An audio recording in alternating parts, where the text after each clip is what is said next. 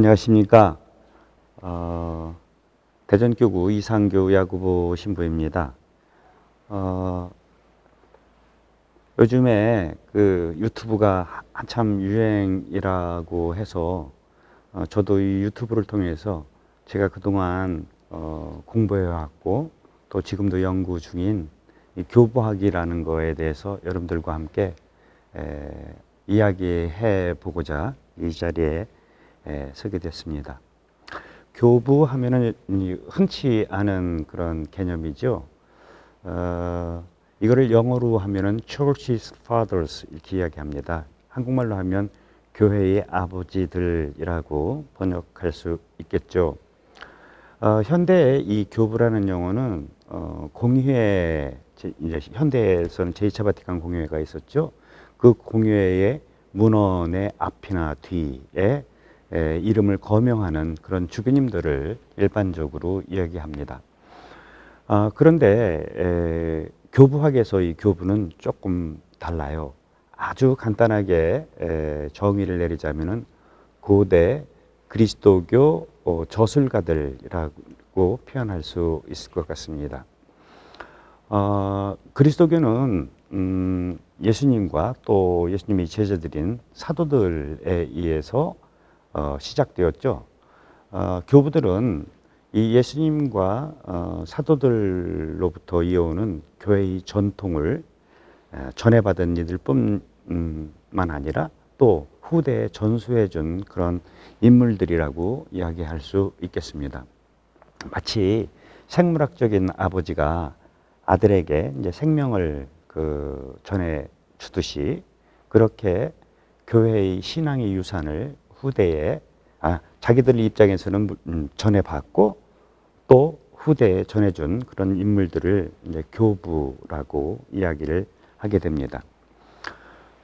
사실 이 교부, 즉 원어로 얘기하면 그냥 아버지겠죠. 이 아버지라는 표현은 단순히 생물학적인 차원뿐만 아니라 좀 더 깊은 의미를 이미 성경에서 발견할 수 있을 것 같아요. 구약 성경을 보게 되면은 구약 성경의 이스라엘 백성들은 어떤 사람들이에요? 아브라함의 하느님, 야곱의 하느님, 이삭의 하느님. 여기서 이 야곱, 아브라함, 야곱, 이삭 이들은 그들이 입장에서는 조상들이라고 한국말 성경에서는 번역됐는데 원어를 보면 그냥 아버지들이거든요. 그러니까 이스라엘 백성의 근본적인 정체는 바로 아버지들로부터 이어진 하느님 신앙과 또 하느님과 그 체결된 계약의 토대 위에서 세워진 백성이라는 정체성을 지니고 있죠. 이런 그 개념에서 아버지는 단순히 그러니까 생명만 전달해 주는 차원이 아니라 신앙을 전달해 주는 그런 차원으로도 이해될 수 있을 것 같아요. 신약에서도 마찬가지입니다. 예수님께서는 이 아버지라는 표현을 하늘에 계신 아버지 외에는 아무에게도 적용하지 말라고 말씀하셨지만 바오로 서간 같은 거를 보게 되면은 그 신앙의 유산을 전해주는 바오로 사도의 복음 선포의 사명을 이 아버지와 아들의 관계로 이렇게 설명하는 부분을 바오로 서간 여기저기에서 볼 수 있어요. 예를 들어서 디모테오나 티토를 부를 때 아들, 신앙 안에서의 아들이라고 표현하고 본인 스스로를 신앙 안에서의 부성, 즉 아버지의 마음으로 그들에게 신앙을 전해주었다. 이런 표현들을 보게 될 때 이제 이 교회의 아버지라는 의미가 어떤 의미인지를 알 수 있을 것 같습니다. 어쨌거나 초대교회, 특히 이제 사도교부 시대라고 할 수 있는데 이 폴리카르푸스를 나중에 이제 다시 다 이제 이름에 대해서 또 인물에 대해서 배우겠지만 160년경에 폴리카르푸스라는 주교님이 계셨는데 그분이 이제 순교 치명을 하시게 돼요. 그리고 그분의 그 순교록이 쓰이게 되는데 거기서 그러니까 성경을 제외한 가장 오래된 그 문헌에서 이 아버지가 한 주교에게 이렇게 적용되는 예를 볼 수 있게 됩니다. 또 177년에 리옹과 그 비엔나의 그 공동체에서 당시 로마의 주교였던 엘레우테리우스 주교님한테 편지를 쓰게 되는데 거기서 그 로마의 주교, 지금 교황이죠. 교황을 칭호할 때 아버지라는 표현을 이렇게 쓰게 됩니다. 이렇게 초세기의 교회에서는 이 아버지라는 칭호를 주로 주교님들께 이제 국한시켜서 사용되곤 했습니다. 그런데 이제 4세기에 접어들게 되면서 특별히 325년에 니케아 공의회라는 게 열리게 되는데, 이 니케아 공의회에서는 비로소 교리에 일치하느냐 안 하느냐에 따라서, 그러니까 주교가 다 아버지가 되는 것이 아니라 니케아 공의회의 결정사항에 일치하느냐 그렇지 않느냐에 따라서 이제 아버지가라고도 불리우게 되고, 그렇지 않게도 이제 불리우게 되죠. 그렇지만 이때까지만 해도 주교에게만 국한됐던 용어가 이 교부라는 용어였었습니다. 근데 4세기 중후반기에 접어들게 되면서 이제 주교가 아닌 교회의 정통신앙과 일치하는 모든 사람들에게 이 개념이 적용되기에 이릅니다. 그래서 예를 들자면은 성 아우구스티누스 같은 경우에는 일반 사제였던 성 예로니모를 교부라고 칭하는 그런 예를 들 수 있겠고요. 그보다 조금 후대에 르랭이라는 지역의 빈켄시우스라고도 불리우는데, 이분이 꼼보니토리움이라는 한국말로 번역되면 비망록이라는 책을 쓰게 되는데, 이 책에 의하면은 평신도, 그 이름이 이제 프로스페리였는데, 이 평신도에게도 이 개념을 이제 사용하게 됩니다. 그런데 이 르랭의 빈첸시오가 쓴 비망록이라는 책은 아주 짧아요. 28챕터, 28장으로 이제 이렇게 엮여진 책인데, 소책자인데, 여기에서 현대적인 의미의 교부의 기본적인 조건 4가지가 이제 등장하게 됩니다. 그리고 이 르랭의 빈첸시오가 이야기한 4가지 교부가 되기 위한 조건은 현재까지 어느 정도 한계는 있지만 이제 우리 가톨릭 교회에서 이제 받아들이고 있는 교부 판별 기준이라고 이야기를 할 수 있겠어요. 첫 번째는 교부는 그 시대와 굉장히 중요합니다. 교부는 아까 제가 제일 처음에 말씀드렸듯이 고대 그리스도교 사상가 혹은 저술가라고 이야기를 했어요. 여기서 중요한 건 고대죠. 고대 여러분들 아실지 모르겠습니다. 연대협회 고대가 아니고 이제 중세 이전이라고 이야기를 할 수 있겠죠. 근데 여기서 문제는 중세를 어느 시점으로 끌느냐예요. 시작은 이제 일반적으로 이제 고대라고 할 때 교부학에서 사도 시대 바로 다음부터 이야기합니다. 성경이 쓰인 다음부터의 시대를 교부 시대라고 보면 될 것 같아요. 근데 어떤 책들은 성경이 쓰여지기 이전에 이미 쓰여진 교부 문헌들이 있습니다. 즉 성경에 포함되어 있지 않지만 성경보다 먼저 쓰인 거죠. 예를 들어서 요한복음 같은 경우에는 거진 100년경에 쓰여졌다고 얘기를 하잖아요. 그리고 베드로 서간 같은 경우 130년경. 그런데 교부 문헌 중에서 가장 먼저 쓰인 것은 로마의 클레멘스라는 교황님이 고린토인들에게 쓴 편지가 있어요. 이 편지는 95년경에 쓰여졌다고 이야기를 하고 있습니다. 어떻게 보면은 신약 성경보다도 더 먼저 쓰였지만 신약 성경에 포함되지 않은 이제 교부 문헌이라고 이야기를 할 수 있겠죠. 이렇게 어쨌거나 사도 시대 바로 직전부터 교부 시대라고 이야기를 할 수 있고요. 아까도 말씀드렸듯이 중세 이전까지입니다. 근데 이 중세라는 것도요, 동서방이 약간 중세가 오는 시간이 한 1세기, 100년이 차이가 나게 됩니다. 중세는 이 서방, 로마 쪽에 먼저 오게 돼요. 그래서 서방의 마지막 교부를 굳이 꼽자면은 어떤 사람은 그레고리오 대교황님, 양반은 604년에 돌아가시게 됩니다. 그 그레고리오 대교황님 말고 또 세베일리아의 이시도루스라는 분이 계시는데, 이분이 마지막 서방의 교부라고 이야기를 할 수 있겠고요. 일반적으로, 통상적으로. 그리고 동방의 경우에는 조금 더 후대예요. 그래서 일반적으로는 다마스커스의 요한 한 750년, 749, 정확하게는 749년에 돌아가시게 되는데, 이분 시대를 우리는 교부 시대라고 얘기하고, 그 사이에 있는 분들, 그러니까 초세기 1세기부터 시작해서 7세기 혹은 8세기까지 요 고대 시대에 활동했던 저술가들을 우리는 교부라고 이야기를 하게 됩니다. 그런 차원에서 보게 되면 토마스 아퀴나스 뭐 이런 분들은 교회 학자이긴 하지만 교부라고 불릴 수는 없죠. 왜냐하면 중세 시대 분이기 때문에. 어쨌거나 교부로 불리기 위해서 제일 첫 번째 조건은 고대의 인물이어야만 한다는 것이에요.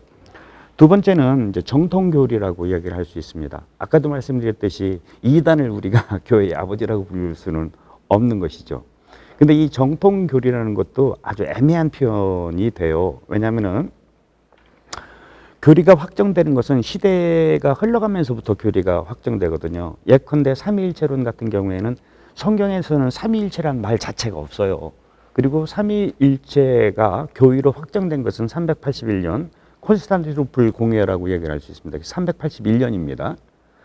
즉, 그 이전에, 그러니까 교리로서 확정되기 이전에 그 문서들 같은 경우에는 후대 사람들이 볼 때는 이 삼위일체와 어긋나는 그러한 주장이 혹은 이야기가 그 문헌 안에 들을 수 있는데 이거를 시대를 소급해 가지고 그걸 이단 문헌이라고 이야기할 수는 없다라는 이야기겠죠. 그러니까 예컨대 성 이레네오 같은 경우에는 2세기에 활동하셨던 분이거든요. 이분이 이단 반박이라는 아주 중요한 책을 쓰게 되는데 맨 마지막 5권에서는 종말론에 대해서 이야기를 해요. 근데 이 종말론의 이레네오의 특징 중에 하나는 천년왕국설이라는 종말론을 이야기합니다. 이게 이제 후대의 입장에서 보게 되면은 이단적인 종말론이죠.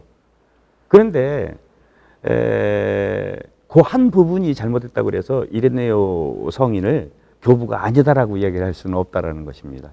그러니까 정통교리라는 교부의 판별 기준도 그 시대에 맞게 여건에 맞게 봐야만 한다라는 이야기겠죠. 그 세 번째는 거룩한 생애입니다. 그들이 가르침이 그들이 거룩한 삶과 얼마만큼 일치하느냐 또 교부를 판별하는 뭐 중요한 기준일 수 있겠죠. 근데 놀랍게도 이 교부 시대를 보면서 제가 교부학을 이렇게 여기 가톨릭 대학교에서 가르친 것만 해도 벌써 20년이 이제 넘어가고 있는데요. 늘 느끼는 것은 그들은 말과 행동이 늘 같아요. 교부라고 불리우는 성인들은 물론이거니와 심지어 이단들까지도. 한번 생각을 해보세요. 392년에 이제 박해받던 그리스도교는 로마 제국의 국교가 되어버립니다. 국교가 되는 순간에는 어떤 일이 벌어지게 되냐면은 이단들일 경우에는 그들은 형사범이 돼요. 양심범이 아니에요. 왜냐하면은 교회가 제국의 사회적 틀 안에 들어갔기 때문에 교회의 잘못은 곧 로마 법이 잘못이 되게 되는 거거든요. 그럼에도 불구하고 끝까지 자신들의 물론 잘못된 그 주장일 수도 있겠지만 이것을 끝까지 고집했던 걸 보면 이들의 그 가르침의 진정성 이런 거는 교부 시대의 이단이나 정통 교부들이나 할 것 없이 우리 시대의 신학자들과는 좀 다른 부분이라고 할 수 있겠습니다. 그리고 끝으로 이제 교회의 인준 혹은 승인이라고 이야기를 할 수 있겠어요. 근데 이것도 조금 모호해요. 교회가 공식적으로 요 사람은 교부고 요 사람은 교부가 아니다라고 이야기하는 경우는 많지가 않고요. 6세기에 데크레툼 그라시아눔이라고 그 한국말로는 그라시아누스 교령집이라고 해야 되나요? 뭐 이렇게 번역할 수 있겠는데 여기에 보게 되면은 이제 교부라고 불려서는 안 되는 그런 목록들이 이렇게 나와 있긴 해요. 근데 그게 6세기라고 얘기했죠. 그 이후로 교회는 공식적으로 어떤 리스트를 만들어서 이 사람은 교부고 이 사람은 교부가 아니다 라고 한 적은 없습니다. 그렇지만 교회의 승인이 의미하는 바는 공식적인 리스트는 없지만 교회가 그 이름을 거명한다든지 그의 학설을 인용한다든지 이런 것들도 넓은 의미에서 교회의 승인이라고 이야기를 할 수 있을 것 같습니다. 하여튼 이러한 네 가지 기준을 통해 가지고 이제 교부라는 조건이 이제 부합할 때 이제 우리는 교부라고 이야기를 할 수 있다. 이 교부들이 왜 중요하느냐, 혹은 이 교부들을 연구하는 교부학이 왜 중요하냐, 뭐 짧은 시간 안에 그거를 다 이야기를 할 수는 없죠. 그렇지만 좀 얘기해 보자면, 즉 교부들의 중요성, 교부들을 공부해야 하고 연구해야 될 의미, 목적 정도를 좀 말씀드려야 될 것 같은데요. 그리스도교는 저 팔레스티나 땅에서 예수님과 함께 시작됐죠. 그리고 그 예수님이 제자들에 의해서 그 땅에서 이제 뿌리를 내리기 시작을 했는데, 얼마 되지 않아서 이제 새로운 문화, 새로운 삶의 자리로 그 복음의 씨앗이 이제 옮겨지게 되죠. 당장 예루살렘에서 스테파노의 받게 다음에 시리아로 가게 됐죠. 근데 그 시대는 로마 시대였었어요. 바야오로라는 아주 걸출한 인물에 의해서 이제 이 정치적으로는 로마 시대라고 할 수 있고, 또 문화적으로는 아직까지도 헬레니즘의, 그러니까 그리스 문화의 여파 속에서 여파가 이제 그 전 세계를 지배하고 있던 그런 시대적 상황 속에서 복음이 이제 시작된 거라고 할 수 있어요.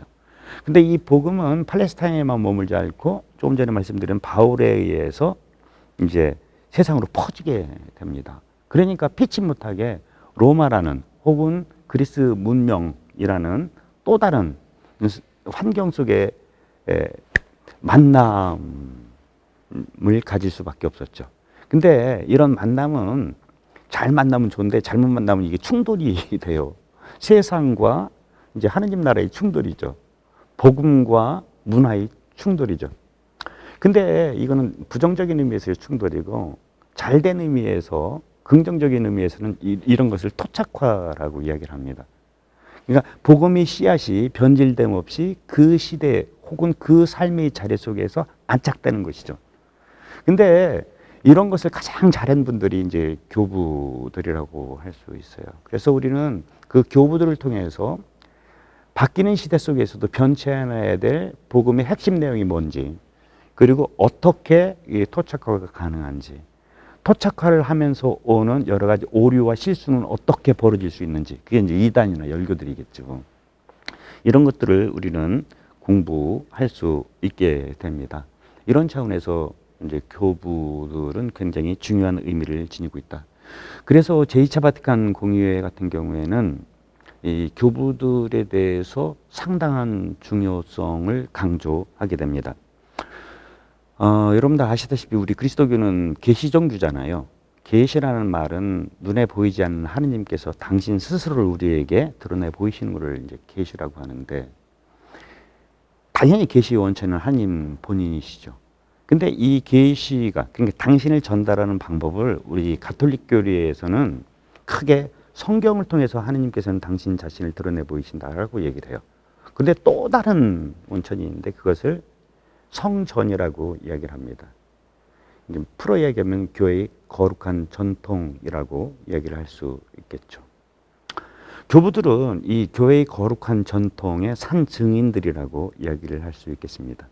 교부 한 분 한 분이 성전이라고는 볼 수 없지만, 그들의 그러니까 그들 한 분 한 분은 어떤 면에서 성전은 아니지만 성전의 중요한 몫을 차지하고 있다라고 이야기를 할 수 있을 것 같아요.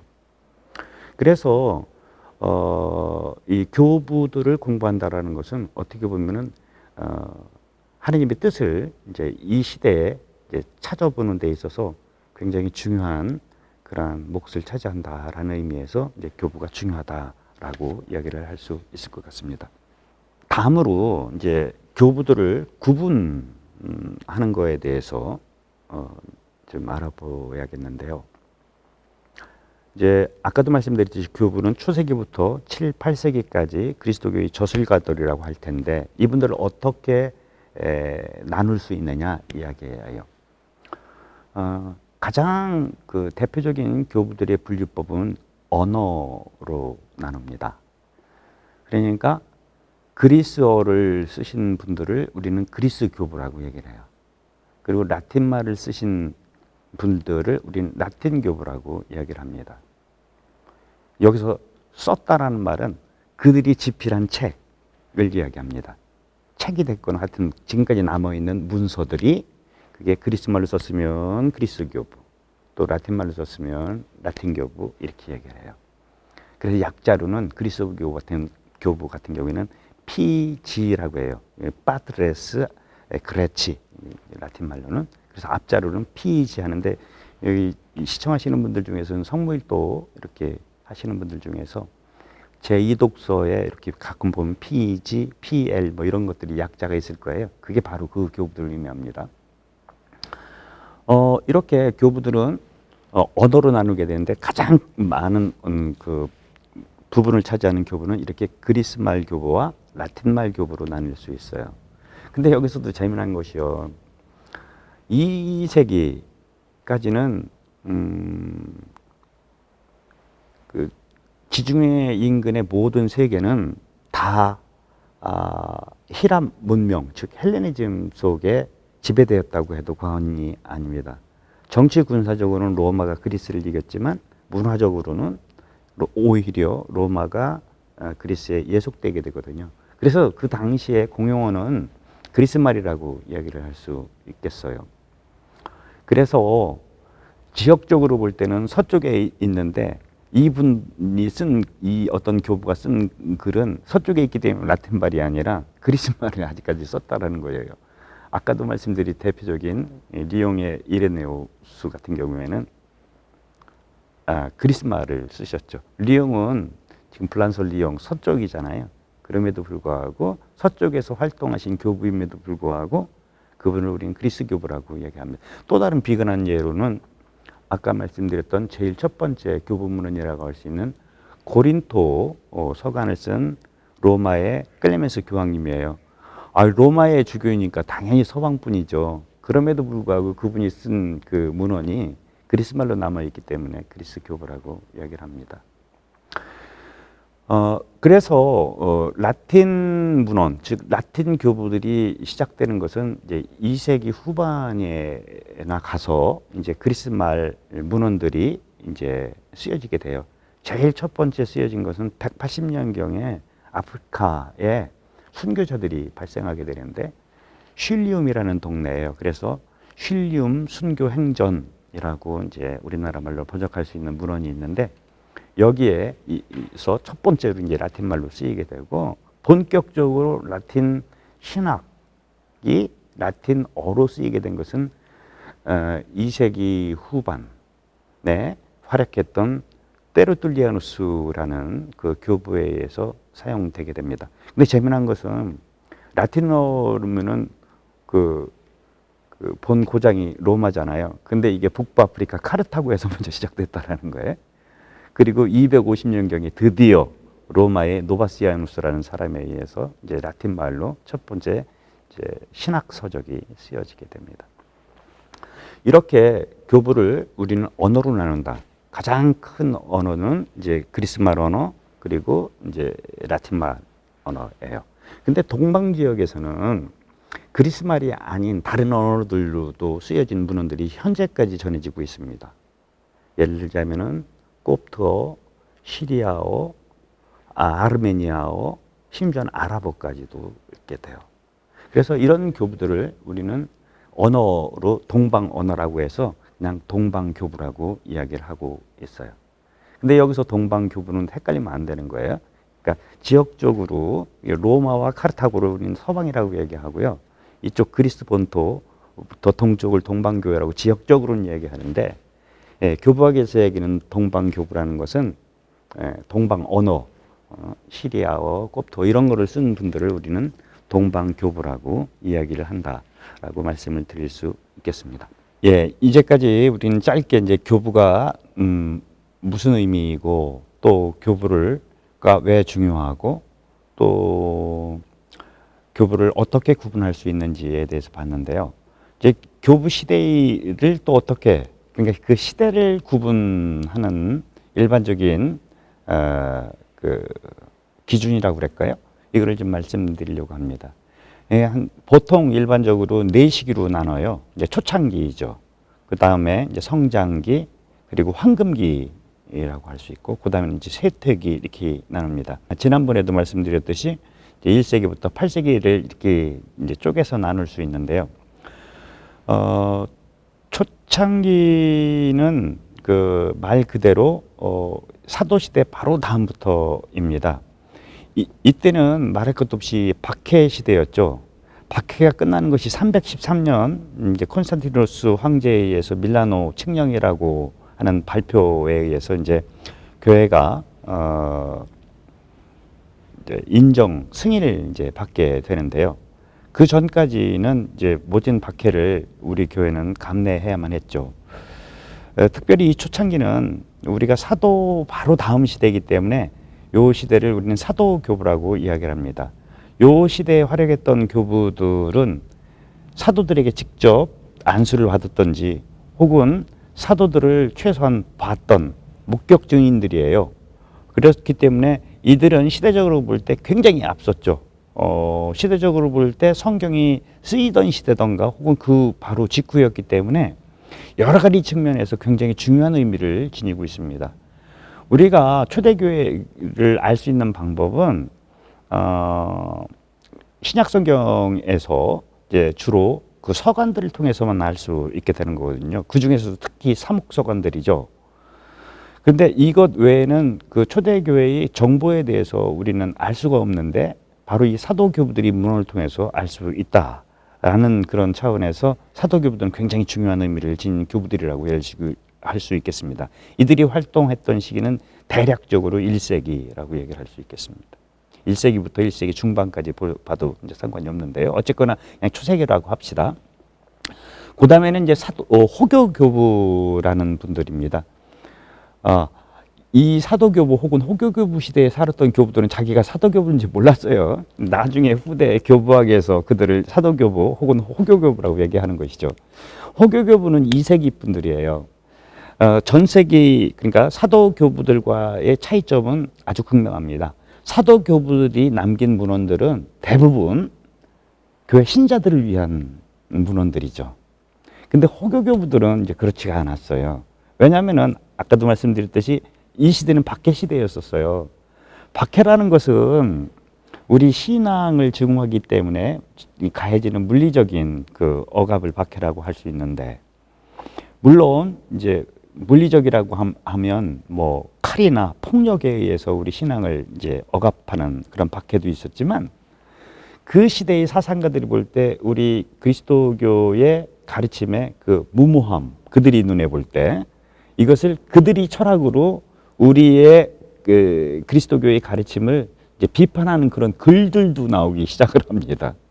근데 칼에는 우리가 칼로 맞을 수는 없었지만 펜은 펜으로 맞을 수 있었거든요. 그래서 그들의 오해나 선입견이나 잘못된 비방 이런 것들을 그걸 방어하고 우리의 정통 진리를 알리는 그런 교부들이라 해서 변호한다는 거예요. 이게 호교, 우리의 믿음, 우리의 종교를 변호하는 교부들이다라고 제 이야기를 할 수 있겠죠.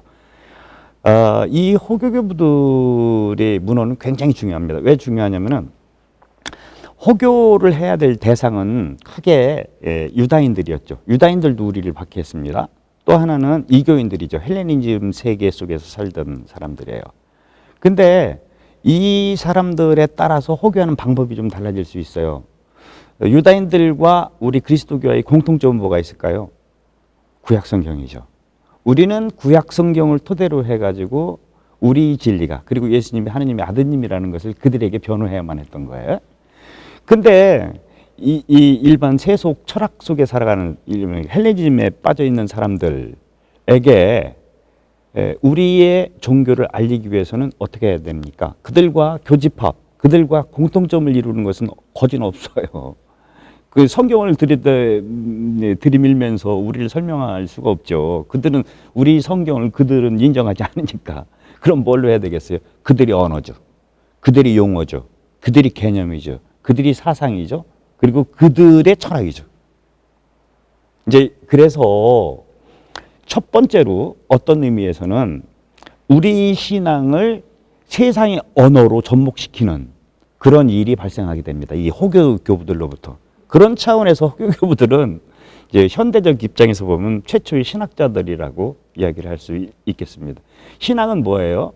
우리 신앙을 개념화시키는 거를 신학이라고 이렇게 단순하게 정의해 보자면은 그런 차원에서 호교교부들을 첫 번째 신학자들이라고 얘기를 할 수 있겠고, 이들이 주로 활동했던 시기는 2세기입니다. 이렇게 1, 2세기를 우리는 초창기라고 얘기를 해요.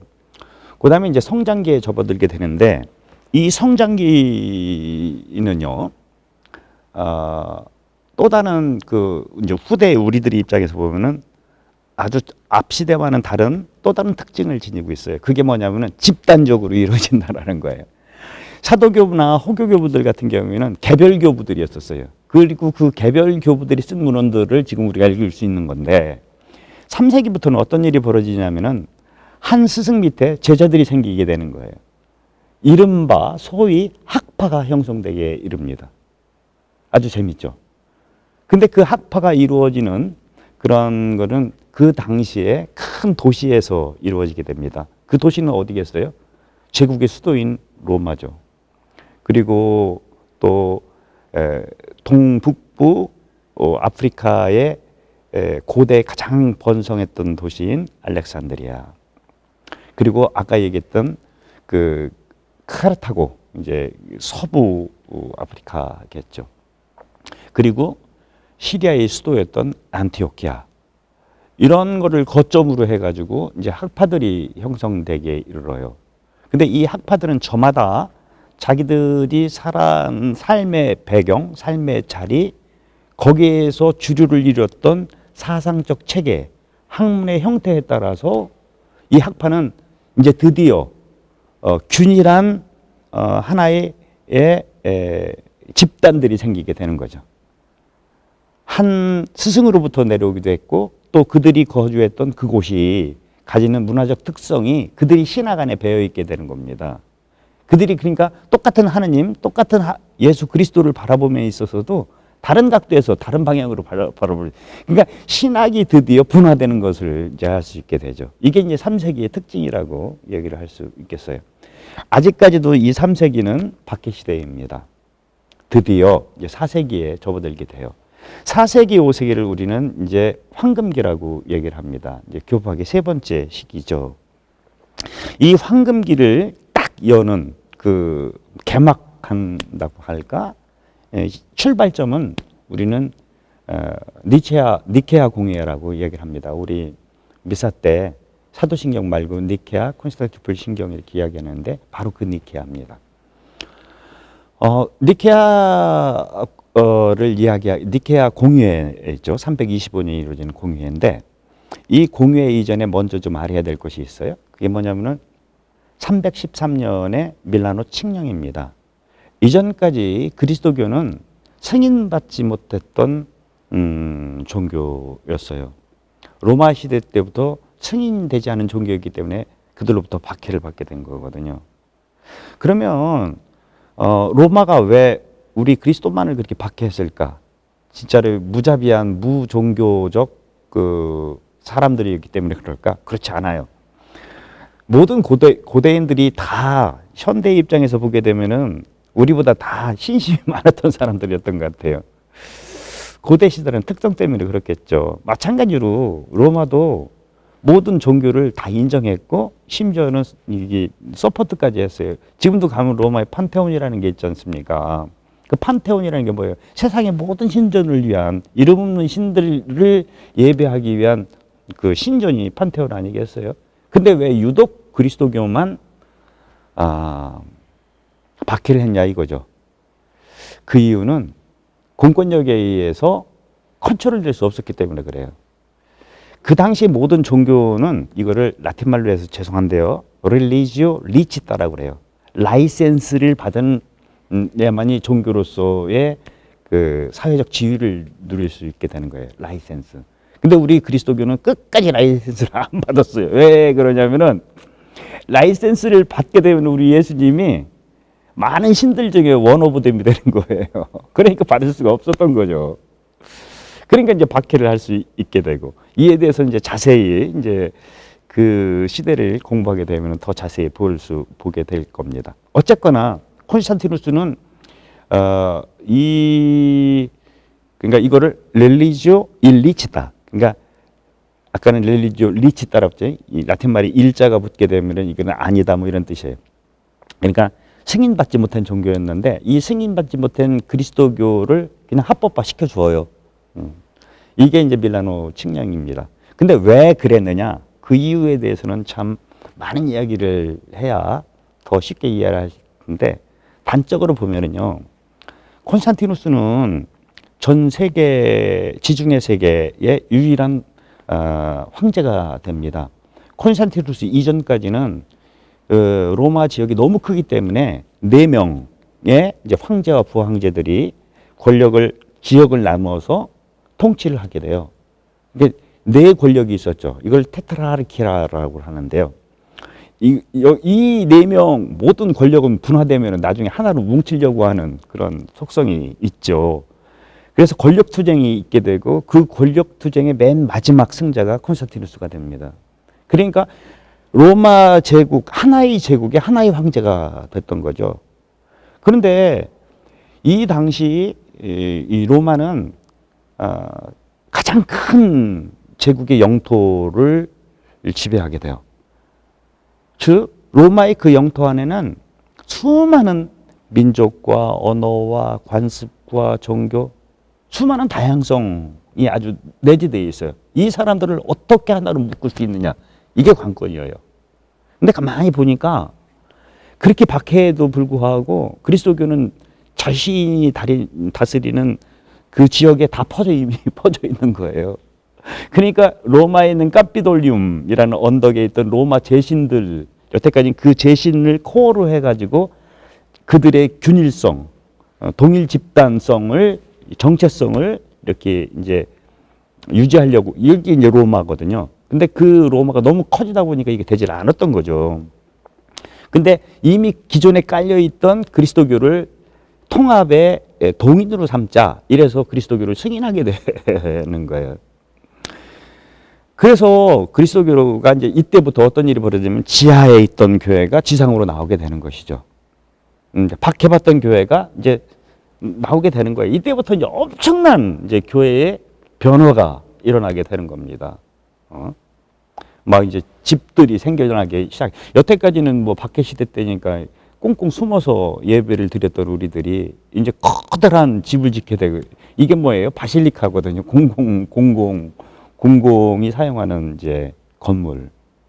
대표적인 게 로마에 가면 라테란 성당 같은 경우에는 콘스탄티누스가 막 줘요. 단순히 콘스탄티누스는 종교만 승인한 게 아니에요. 그리스도교를 정치적으로 이용하려고 그랬던 거죠. 그 엄마가 헬레나 성녀 아닙니까? 그렇게 박해를 했는데도 이게 황실까지 들어온 거예요. 그리스도교가 벌써.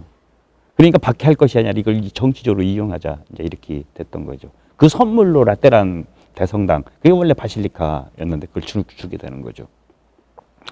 근데 이제 문제가 생겼어요. 그리스도교는 하나인 줄 알았거든요. 그런데 이게 땅 위에 올라와 보니까 이놈은 게 하나가 아니에요. 왜 하나가 아니냐? 아까 얘기했던 3세기에 신학파에 의해서 서로 다른 신학들을 견제하고 있다는 걸 이제 깨닫게 된 거예요. 그전에는 지하에 있으니까 잘 몰랐잖아요. 와 보니까 어느 정도로 다르냐? 이 보고 있는 성경책에 다 달란 거예요. 이제 나중에 여러분들 다시 저랑 공부를 하겠지만, 여러분들이 알고 있는 복음서 마테오, 마르코, 루카, 요한, 이거를 정경이라고 합니다. 이제 교회가 공식적으로 이게 복음서 중에서 진짜 성경이다. 이거 아닌 복음서들 되게 많아요. 여러분들 들어보셨습니까? 베드로 복음, 또 뭐 야고보 복음, 야고보 원복음, 토마 복음, 심지어 유다 복음, 뭐 이런 별별 복음들이 다 있어요. 그러니까 성경이 하나가 아닌 거예요. 저마다 입장에 따라서 자기들이 성경을 다 가지고 있네요. 더 기가 막힌 얘기를 해볼까요? 부활절 날짜가 틀려요.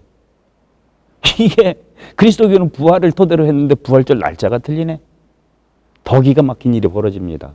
어떤 일이 벌어지냐면은 아리우스라는 사람에 의해서 우리가 믿고 있는 그 주님, 예수 그리스도, 나자렛 사람 예수 그리스도가 누구냐예요. 이분이 진짜 하느님이냐? 이게 환장하는 거죠. 지들이 믿고 있는 그분에 대한 정체도 다른 거예요. 그래서 어떤 일이 벌어지냐면 콘스탄티누스가 자기 별장이거든요. 니케아라는 동네인데 여기는 이제 그 이교 시대 때는 그 승리의 여신을 섬겼던 마을인 것 같아요. 그래서 이름 자체가 니케아예요. 이 니케 여신, 승리의 여신이죠. 이거를 저기 미국 사람들은 나이키라고 불러요. 이제 그 동네에 다 모이는 거예요. 그 당시에 있었던 380여 명의 이제 전 세계에 있던 주교들이 한 자리에 다 모이게 됩니다.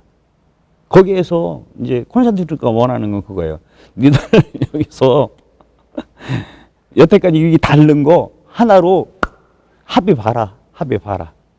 이제 그 합의를 보게 되는데 그 합의를 보면서 여러 가지 이제 그 공회의 첫 번째 규정들이 쭉 나오게 되고 그 중에 가장 중요한 것은 신경입니다. 그 많이 모였던 그 뭐예요? 그 주교님들께서 공동으로 이게 우리 믿음이라고 고백을 하게 되죠. 이게 이제 니케아 공회예요. 근데 이 니케아 공회는 이제 나중에 4세기를 볼 때 더 자세히 공부하겠지만 니케아 공회로 사건이 해결된 게 아니라 더 일이 벌어져요. 이른바 삼위일체론 논쟁이 이때부터 시작돼요. 이 논쟁이 끝나는 게 언제 끝나냐? 그게 381년 콘스탄티노플 공회에서 끝나게 돼요.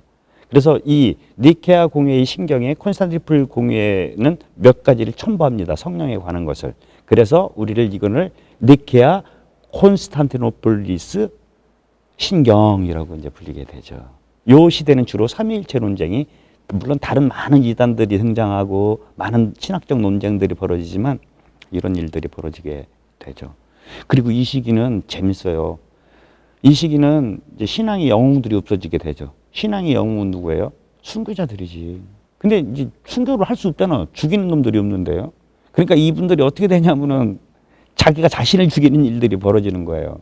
도시의 안락함을 피해서 저 사막으로 이제 나가는 일들이 벌어지게 된 겁니다. 왜? 교회는 늘 박해자의 칼날을 안 무서워했습니다. 2000년 교회 역사가. 뭐를 더 무서워했냐면은 도시가 주는 안락함을 더 무서워했거든요. 신앙이 변질될 수 있으니까요. 그래서 이들이 사막으로 나가게 되면서 이제 새로운 형태의 그리스도교인의 삶이 이제 나오죠. 그거를 우리는 이제 은수자, 독수자, 나중에는 그게 이제 수도 생활로 바뀌게 되고. 4세기는 얘기할 것이 너무 많아요. 전례도 여태까지는 뭐 숨어서 꿍꿍이 있으니까 뭐 아주 간략한 전례일 거 아닙니까? 근데 이제 드디어 아까 얘기했지만 바실리크가 생기고 황제가 높아요. 그 미사 드리는 그 교황님이 더 높아요. 주교님이 더 높아요. 그러니까 그 황제의 버금가는 이제 의전이 생기면서 전례가 이제 되게 되고 뭐 기타 등등 이제 이런 것들을 다 이제 공부하는 것이 4세기 교부학이라고 할 수 있겠습니다. 이제 그리고 5세기에 접어들어서는 이 황금기는 4세기, 5세기인데 4세기는 이 두 개의 공회에 니케아 콘스탄티노플리스 공회가 일어나고요. 5세기 431년 에페소에서 또 공회가 일어납니다. 이게 세 번째 공회죠. 이걸 에페소 공회라고 하는데요. 여기서는 드디어 아까는 예수님이 하느님이냐 아니냐 이 문제였다고 한다면은 이번에는 예수님이 인간이냐 하느님이냐라는 문제예요. 이것을 현대의 신학으로는 그걸 그리스도론이라고 합니다. 이 그리스도론 논쟁이 이제 에페소 공회에서 촉발하게 되고요. 이것이 어느 정도 해결을 보게 되는 게 이제 451년 칼체돈 공회라고 얘기를 할 수 있습니다. 이렇게 네 개의 공회가 이 황금기에 이제 벌어지게 되고 그 외에도 이제 다른 아까 말씀 수도 이제 영성이 발전한다든지 전례가 발전한다든지 뿐만 아니고 또 하나 있죠. 박해 시대 때 그리스도인이 된다는 거, 세례를 받는다는 것은 목숨 걸고 하는 거예요. 목숨 걸고. 근데 이제는 그렇지가 않아요. 392년에 국교가 되거든요. 테오도시우스 황제 때. 근데 국교가 된다는 건 너도 나도 다 쉽게 그리스도교의 세례를 받을 수 있게 되는 거예요. 이제 문제가 생겼어요. 과거 박해시대 때는요, 완전히 회개한 사람들이 목숨 걸고 신앙을 받아들였는데, 이제는 세례 받은 이들을 회개시켜야 되네. 이런 문제가 생긴 거예요. 너무 쉽게 세례를 받게 되니까 새로운 것이 발달하게 되죠. 교리교수법. 그래서 교리서도 이제 만들어지게 되고, 뭐 기타 등등 이런 일들이 이제 이 황금기에 벌어지게 됩니다. 나중에 이제 그 시대가 되면은 또 그때의 교부들을 다루게 될 때 좀 더 자세히 다루도록 하겠습니다. 이렇게 4세기, 5세기가 지나고 드디어 이제 6세기, 이제 쇠퇴기가 되겠죠. 이 쇠퇴기에는 엄밀한 학문적 의미에서는 커다란 진전은 없습니다. 왜냐하면은 이 황금기에 이미 그리스도교의 주요 교리들이 완성되기에 이제 이르게 되죠. 그리고 여태까지 많은 교부들이 수많은 실천적이고 사목적이고 사변적인 많은 문헌들을 이제 이렇게 저술을 했기 때문에 벌써 공부할 양이 많아진 거예요. 그래서 이때의 주요 이제 뭐라고 그래야 되나 문헌들은 과거에 비해서 학문적으로 새로운 진전이 있었다기보다는 그것을 종합하는 일들이 이제 벌어지게 되죠. 이때의 문헌 양식으로 크게 두 가지를 볼 수 있는데요. 하나는 까테네라고 얘기를 할 수 있어요. 이거를 이게 라틴 말로는 그냥 사슬이라는 뜻인데요. 뭐냐면은 성경을 발췌해서 주해하는 겁니다. 그러니까 창세기 1장에 이제 세상 창조일이 있었다고 했다면은 어떤 교부가 그거를 어떻게 했고 이게 성경을 발췌하는 주해 이런 것들이죠. 그러니까 자기들도 직접 하지만 고대에는 즉 그 이전 초창기 그러니까 초창기, 성장기, 황금기에는 그들이 직접 이렇게 텍스트를 했다면 지금은 이전 선배들이 한 걸 모으는 작업들이 벌어졌다라는 거예요. 성경의 경우에는 이걸 까테나라고 부르는데요. 이거를 일반 주제, 신학적 담론에 대해서는 그걸 플로릴레이지아라고 부릅니다. 이제 이거를 한국말로 번역하면 꽃다발이라는 뜻이에요. 예를 들어서 한 주제를 놓고 아까는 성경이라고 그러는데 이건 한 신학 주제예요. 삼위일체론이 됐던 일반 우리가 살아가는 겸손, 동정 이렇게 됐던 어떤 주제를 가지고 역대 교부들이 했던 걸 쭉 모으는 거죠. 이런 문헌들이 하고 이제 또 다른 걸로는 경신예가 이제 많이 발전하게 됩니다. 그러니까 우리 전례가 비로소 이제 체계화되고 단순히 외형적인 체계가 아니라 그거에 대한 의미를 찾아가는 요즘 말로 하면 전례학 같은 것들이 이제 발달하게 됩니다. 이 5세기의 위대한 인물들은 대표적인 게 그리고리 교황님이라든지 베네딕토 규칙서를 쓴 그 베네딕토라든지 그리고 드디어 이제 중세를 준비하는 일들이 벌어지게 됩니다. 이때도 중요한 공회들이 세 차례에 걸쳐서 이루어져요. 제2차 콘스탄티노플 공회, 제3차 콘스탄티노플 공회, 그리고 교부 시대의 마지막 공회를 할 수 있는 제2차 니체아 공회가 이때 이제 벌어지게 돼요. 그러면서 이때는 또 중요한 세계사적, 문명사적으로 볼 때 중요한 일이 벌어져요. 그게 뭐냐면 622년 무슬림이 등장입니다. 이슬람교죠. 그러면서 여태까지 그리스도교가 동방에서 구가하던 그 영향력이 이제는 무슬림의 출현에 의해서 이제는 축소되던가 아니면 그들이 영향을 받게 되는 것이죠. 정치 외교적인 거를 떠나서 학문적으로 볼 때 그들로부터 영향을 받은 것이 뭐냐면은 이제 아리스토텔레스라는 인물입니다. 이분은 물론 고대 플라톤의 제자였죠. 근데 이상하게도 우리 그리스도교, 초창기 그리스도교는 아리스토텔레스의 영향을 별로 받지 않아요. 그러니까 초창기부터 시작해가지고 바로 이 6세기 이전까지는, 7세기 이전까지는 주로 스토이즘 그리고 플라토니즘이었어요. 근데 드디어 아리스토텔레스가 그리스도교에 심각한 영향을 미치게 됐죠. 그러면서 아리스토텔레스와 함께 시작되는 이제 스콜라 철학이라는 이제 중세의 아주 확고부동한 우리 가톨릭의 철학 사상이 될 이른바 토미즘, 스콜라 철학이라는 것이 이제 발판이 이제 아리스토텔레스의 철학과 그의 학적 방법론의 토대 위에 세워지게 되는데 그런 것들이 이제 이 교부학의 이 쇠퇴기에 이제 서서히 등장하게 되면서 새로운 시대인 중세를 이제 준비하게 되는 것이죠. 교부학의 범위와 또 그 역사 뭐 이런 거에 대해서 좀 잠깐 또 살펴봐야 될 것 같습니다. 여태까지 우리는 교부에 대해서 얘기를 했는데 교부학이라는 학문이 있어요. 당연히 교부학이라는 것은 교부들에 대한 학문 신학의 한 종류겠죠. 근데 이 교부학은 교부에 관해서만 이야기하지 않습니다. 왜냐하면 한 명의 교부라고 할 때 그 교부가 한 대 뚝 떨어진 사람이 아니거든요. 그 한 인물을 알기 위해서는 그 한 인물을 둘러싼 모든 뭐 시대적 배경, 역사적 배경, 그이가 어떻게 성장했고 그 성장하는 데 필요했던 여러 가지 그 시대의 모든 것들을 이제 봐야만 하는 거예요. 그 한 교부의 시대뿐만 아니라 그 앞뒤의 그 연결선까지도 이제 다 봐야만 합니다. 그래서 이제 교부학은 그 교부와 그 교부들이 쓴 그 문헌들을 보게 되는 건데, 이 문헌도 문제가 많은 것이요. 문헌 하면은 우리가 책만 생각하는데 책도 있고 비문도 있고 또 문헌의 종류도 뭐 다양하죠. 그래서 이제 교부학을 이야기할 때 맨 처음에 봐야 될 것은 교부죠. 교부와 교부들의 저술인데 근데 교부들이 아무 이유 없이 쓰질 않았을 거 아닙니까? 아까 얘기했지만 그 뭐 어떤 이단이 이제 나타났을 경우에 그걸 반박하다든지 교회에 여러 가지 또 사목적인 문제가 있을 때 그걸 해결하기 위해서라든지 뭐 이런 것들이에요. 그래서 그런 것들을 다 염두에 두고 이 교부를 연구해야만 한다. 그래서 교부학의 범위는 굉장히 넓어요.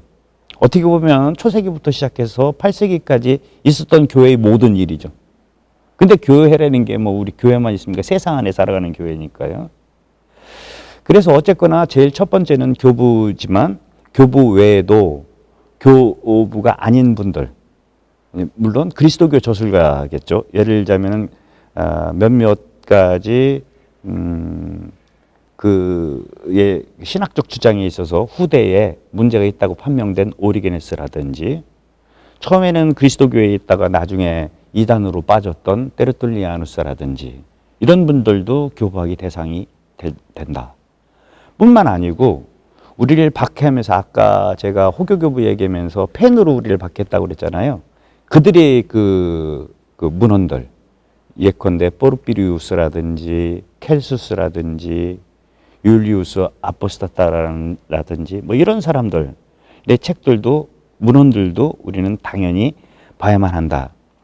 뿐만 아니고 이제 그들이 있게 된 근본적인 사상적 철학적 바탕이 되는 그 시대의 그 힐랍 사상도 역시 교부학에서는 봐야만 한다라는 얘기예요.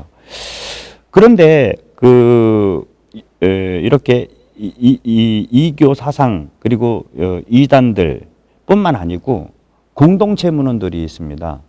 예컨대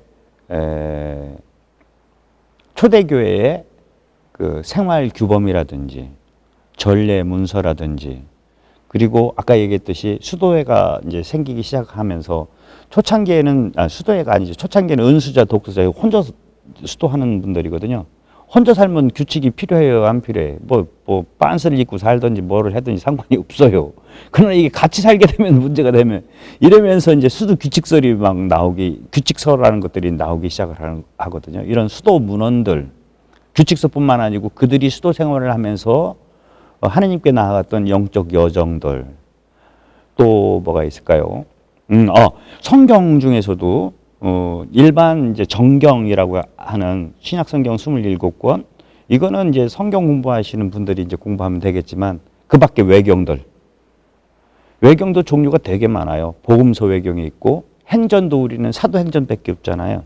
거기에 행전 되게 많습니다. 우리가 잘 아는 베드로 행전 같은 경우 그 유명한 쿠어바디스 영화가 이거 보고 나온 거죠. 또 서간들은 뭐 말할 것도 없이 더 많죠. 지금 바오로 서간이 보통 13편이라고 하는데 그거 말고도 어마어마한 서간들이 있거든요. 현재까지 우리에게 전해지는 것이. 그리고 또 신약 성경 중에 있는 게 뭐가 있어요? 묵시록이죠. 우리는 요한 묵시록밖에 없지만 여러분들 베드로 묵시록 들어보셨나요? 베드로무시록을 기반으로 해서 쓰여진 책이 단테의 신곡입니다.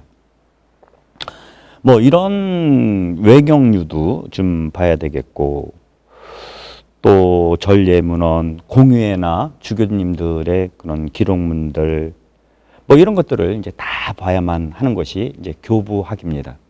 이 교부학을 파트롤로지아라고 이제 라틴 말로 이렇게 씁니다. 파트롤로지아.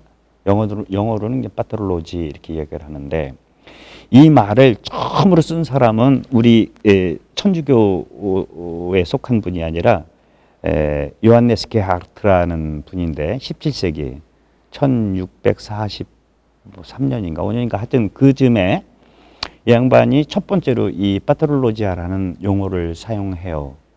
근데 본격적인 의미에서의 이 파트롤로지라는 것은 더 위로 올라갑니다. 그게 누구냐? 아까 교회의 성장기에 제가 말씀을 안 드렸는데, 특징 중에 하나는 뭐 교리 책 같은 것도 나왔다고 했는데, 새로운 장르가 우리 교회에 들어오게 돼요. 그게 뭐냐면은 교회사라는 문헌입니다. 제 민족들은 늘 역사를 가지고 있어야만 했어요. 알렉산더가 동방 원정 가면서도 늘 따라다닌 것들은 역사가들이거든요. 키케로가 시저가 저쪽 갈리아 원정할 때도 그이는 무기만 가지고 간 게 아니고 펜을 가지고 다니면서 갈리아 그 역사를 이제 쓰게 되는 거거든요. 그 시대에 지성인들이 생각할 때 하나의 민족이라는 것은 자기들이 역사를 가지고 있어야 돼요. 그러니까 종교가 우리가 이제 신앙이 자유가 되면서 우리 교부들 중에 어떤 이들은 우리도 역사가 있어야 되지 하면서 제일 처음으로 쓴 게 그 히스토리아 에클레시아라고 카이사리아의 에우세비우스라는 분이 첫 번째로 교회사를 써요. 그 교회사는 어떻게 쓰냐면은 예수님부터 시작을 해요. 예수님부터 12 사도들, 그 사도들의 제자들 해서 자기 시대까지 옵니다. 324년까지 오게 되는데, 근데 이 양반이 한 게 아주 재밌어요. 한 인물, 예를 들어서 이상규라는 인물이 있다고 한다면은 이제 시대별로 연대기적으로 쭉 내려오는 건데요. 인물별로 연대기적으로 쭉 내려오는데, 한 인물을 이제 소개할 때 어떻게 하냐면 제일 처음에는 생애에 대해서 씁니다. 이는 뭐 어디서 태어났고 누구 밑에서 배웠고 뭐 생애라고 그래가지고 아까 제가 말씀드린 그 한 인물이 있기까지 그 배경, 생애를 먼저 쓰고요. 그 다음에는 그이가 남긴 문헌들을 쭉 정리해 줍니다. 중요 저서들을 이제 쭉 하고, 근데 굉장히 중요한 점은 뭐냐면 그 저서들을 소개할 때 자기가 인상적이라고 느꼈던 부분은 그대로 복사를 해서 넣는 거예요. 컨트롤 C, 컨트롤 V를 해서 넣게 되는 거예요. 그러니까 왜 중요하냐면은 벌써 1500년이 지났잖아요. 그래서 어떤 문서들은 지금 없는 거, 소실된 문서들이 되게 많단 말이에요. 근데 그이가 쓴 교회사 안에서 한 부분이긴 하지만 이거를 우리 말로는 이걸 단편이라고 합니다. 프라그멘툼이라고 하는데, 그 단편들이 아직까지도 있게 되는 거예요. 그러니까 굉장히 문헌학적으로 중요하죠. 이렇게 생애, 저서, 그 다음에 이제 종합적인 신학적 평가, 그의 가르침, 요렇게 이제 생애, 저서, 가르침, 요렇게 이제 그 교회사를 작성을 했어요.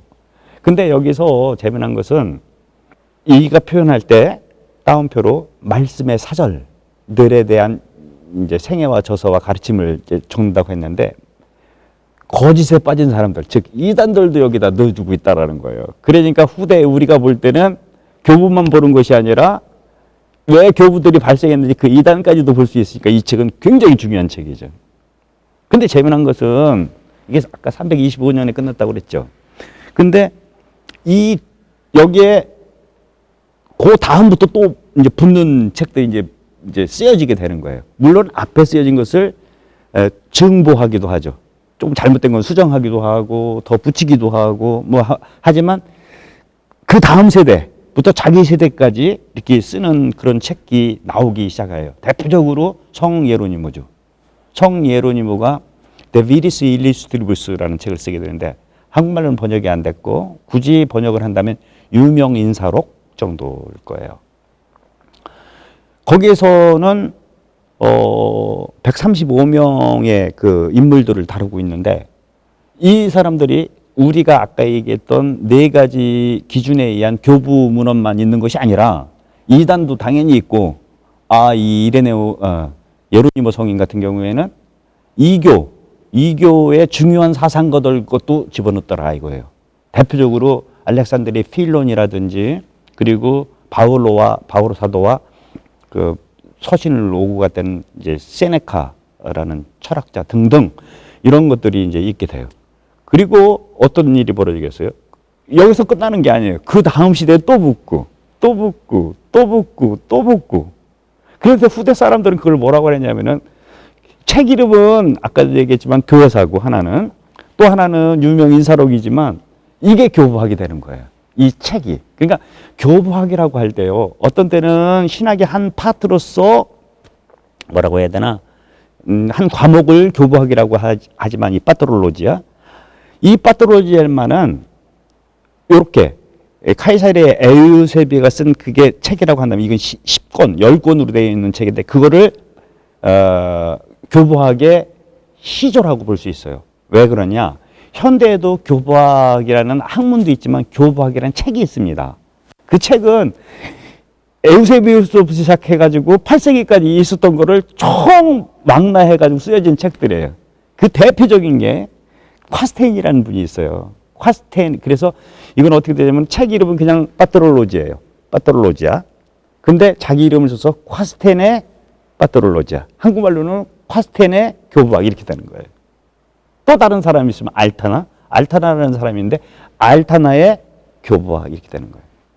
또 보시오라는 사람이 있으면 보시오의 교부학 이렇게 되는 거예요. 근데 재미난 것은 과거의 팩트잖아요. 역사적 사실. 자기 이름을 건다는 것은 그 역사를 어떻게 해석하느냐죠. 저는 이상교의 교부학은 할 수가 없습니다. 왜냐하면 제가 그 정도의 능력은 되지 않기 때문에 그런 책도 읽고 정보를 전달하려는 유시민이 얘기했대나 이게 뭐 지식 소매상 정도 소매상이야 도매상이 하여튼 뭐 이 정도니까 저한테 뭐 엄청난 비전을 기대하실 필요는 없을 것 같고요. 어쨌거나 이런 책들이 이제 교부학의 기본적인 교과서라고 이야기를 할 수 있습니다. 굉장히 많은 책들이 있고요. 한국말로 번역된 것 중에서는 유일하게 한 권이 있어요. 그게 뭐냐면 드롬너라는 분인데요. 그래서 이거는 드롬너의 교부학이라고 얘기를 했고 분도 출판사에서 지금 이제 오래 전에 출판한 그 책이 있는데 참고하시면 좋을 것 같습니다. 책 얘기가 나왔으니까 좀 얘기를 해보자면요. 여러분들 교부문헌 그러니까 대략 800년 동안 이렇게 쓰여졌고 현재까지 우리에게 전해지는 교부문헌은 얼만큼 많을 것 같습니까? 상상이 잘 안 되실 테지만 제가 다음번에 올 때는 그 책 한 권을 좀 보여드릴 텐데요. 교부의 문헌들을 이렇게 다 편집한 것들이 17세기, 18세기에 모아지기 시작을 해요. 근데 그 종류가 어마무시합니다. 예를 들어서 아까 제가 PG, PL 했는데 PL 같은 경우에는 221권, 뭐 불호까지 하면 더 될 겁니다 아마. 근데 그게 현대책으로 하면 이만하고요. 한 페이지에 칼럼이 두 칼럼이에요. 한 권 하면은 현대의 인쇄기로 찍어냈을 때 책 같은 경우에는 보통 한 10권까지 갈래나 모르겠네. 10권까지는 안 갈래나?